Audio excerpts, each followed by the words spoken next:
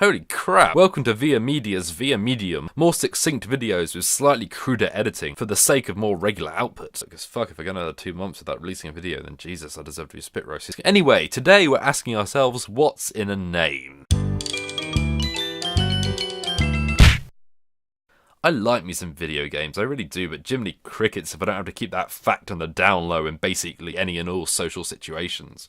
It's bizarre, really. In terms of circulating capital, the video game industry exceeds pretty much any other entertainment industry you care to name, and yet, Jesus, you try to afford the medium even the barest hint of critical or academic weight in the presence of another human being, and you are ejected from the conversation at speeds matched only by that of the velocity of nearby eyeballs burying themselves into the back of their owners' skulls. And it's frustrating. But not just because I hold an opinion that differs from that of another human being. That I can reconcile. Such a scenario permits discussion, perhaps debate in more extreme or emotionally charged cases. But when a person who views the medium of video games not just as a means of killing time, but additionally as a worthwhile and fulfilling pursuit, is confronted with someone who feels otherwise, there's just no capacity for conversation. All such an occurrence inspires is incredulity. Like you've brought a whoopee cushion to a brass ensemble. It doesn't matter how tunefully it parps, they can't get over the goddamn stigma. For the sake of your own embarrassment, please don't actualise my tortured analogy. It's not a good idea. And whilst I'm not saying I've been alienated or socially ostracised for my opinion, it has been a constant source of frustration. I've never been able to quite comprehend why games are apparently exempt from the gravitas that people seem to inherently afford literature and film. I've been pondering the reasons for years, and recently had a breakthrough when I chanced upon an archival article by the late but wonderful Roger Ebert. Mr. Ebert revolutionised contemporary film criticism in his elevation of the populist, through touting and exhibiting the value of work, commonly ignored or disparaged by so-called academics. And yet, in this article, he chastises video game critics for wanting the medium to be viewed as, to paraphrase, more than it actually is, i.e., more than a means of distraction. Given that he has been so instrumental in our reappraisal of the populist, this impulse seemed to me to be highly hypocritical, until I considered the terms under which Mr. Ebert was writing, and then, by Jove, did it hit me. This whole dilemma, the whole reason these two groups of people appear to be at such ideological odds. As is so often the case, it's a matter of semantics.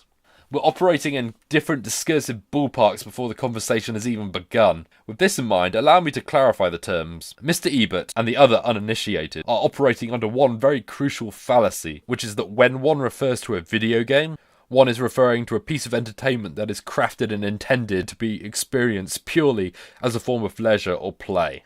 And it may sound pretentious to say, but I don't play video games. Well, I do, but I don't exclusively play them. Games are interactive, it is perhaps their defining feature, and for all the linearity of structure of many a title, for the most part in this medium, a level of input is required for progression. This is what primarily distinguishes video games from other mediums, whereas film and television are for the most part passive activities, games are necessarily active. However, in the whole spectrum of activity, play is but one diminutive and very specific form. Play is defined as engaging in activity for enjoyment and recreation rather than a serious or practical purpose. And whilst games may have started life as purely a means to this end, I argue that throughout their lifetime they have subsequently evolved into a far more disparate and diverse medium. Games are capable of providing far more diverse experiences. They can inspire a sense of wonder, tension, fealty. Some even evoke a sense of culpability or give us greater insight into ourselves. Oh sure, not every game you play is going to change your life. Sturgeon's law is as applicable to games as any other medium after all. But even a casual player of games will have been privy to a range of emotional responses other than the simple amusement. And yet, notice when we walk away from a video game experience as chewed us up and spit us out, often we will say we found the experience fun.